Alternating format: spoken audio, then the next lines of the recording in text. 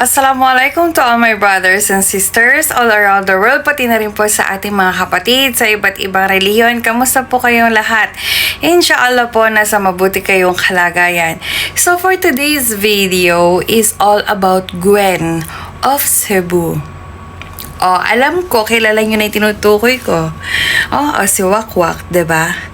Alam mo, itong si Wakwak na ito, unang-una sa lahat, sa napansin ko sa kanya, nung nabuking ang kanyang mga, alam mo yun, mga makakaliwang ginagawa. Hindi isinisisi parang ikino-connect na naman kay Tatay Digong. Hello? Ano ba? Lahat na lang ba ng iligay, didikit siya sa pangalan Tatay Digong? Kakaya naman sa'yo, di ba? Ikaw kasi masyado kang power tripping. Ginamit mo ang iyong power para inabuso mo kasi. Inabuso mo yung kakayahan mo bilang isang politiko. O di ba? Ilan ang nireleasan mo ng mayor's permit, ng business permit, 'di ba? Mayor's permit, ng business permit kahit na hindi naman pasado. Kasi ibig lang sabihin may nangyayaring kababalaghan. Sabi nga ni Senator Amy, may kababalaghan kapag hindi dumadaan sa tamang proseso. So, iyan. Meron kang suspension without sweldo. Pero ayaw mong bumaba. Bakit? Sa'yo ba ang Cebu? Sa'yo na ba ang lupain? Ayaw mong bumaba? Diba? Binigyan ka na nga ng preventive suspension ng ombudsman. Ba't ayaw mo sumunod? Anong pinaglalaban mo? Na malinis ka. Tapos sasabihin mo, Duterte na naman. Ano ba? Kayong mga taga Cebu, para sa kaalaman nyo, itong taong to, nalulong na din sa kapangyarihan. Oo, nalulong na rin siya. Kaya ngayon, feeling niya lahat kaya niya. Ayaw niyang bumaba sa pwesto. Pero pwede naman siya humabol this election.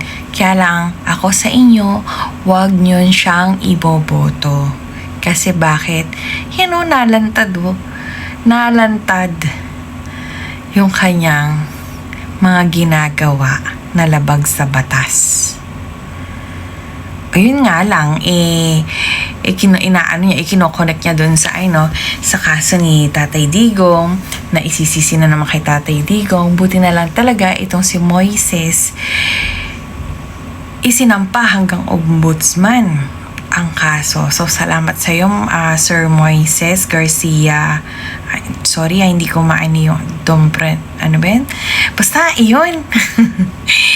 pang France ata ang apelido mo, kaya hindi ko masyado mabasa. Anyway, kudos sa'yo at talagang pinanindigan mo ang case na ito para sa iyong mga kababayan.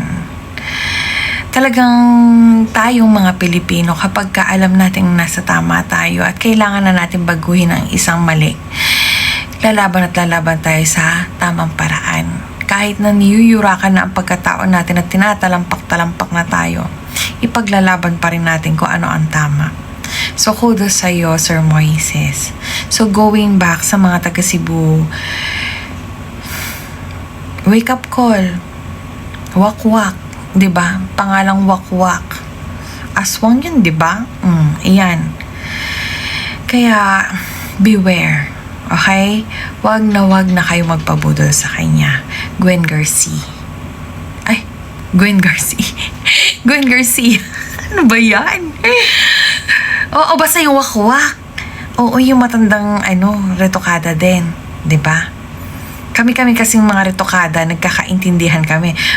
Makita pa lang namin mga bumbuno namin, alam na namin, ay, retokada to. Ganon. Pero, ayan nga, I have nothing against with it. alang masamang tinapay sa akin pagdating sa mga retoke. Yun nga lang kasi, kung po pwede nga lang talaga i-retoke yung ugali, diba? Kaya lang hindi. Nakakalungkot. Kasi itong Gwen Garcia na to is dating tinulungan din ng mga Duterte. Ngayon, ayan, lumabas ang kanyang totoong kulay. Mga hunyango, 'di ba? Isa sila sa mga kasamahan ni Tambaloslos. So kayong mga taga Cebu, beware, gising-gising, wag na wag iboboto. Okay? Wag na wag iboboto. So yun lamang guys. Assalamualaikum.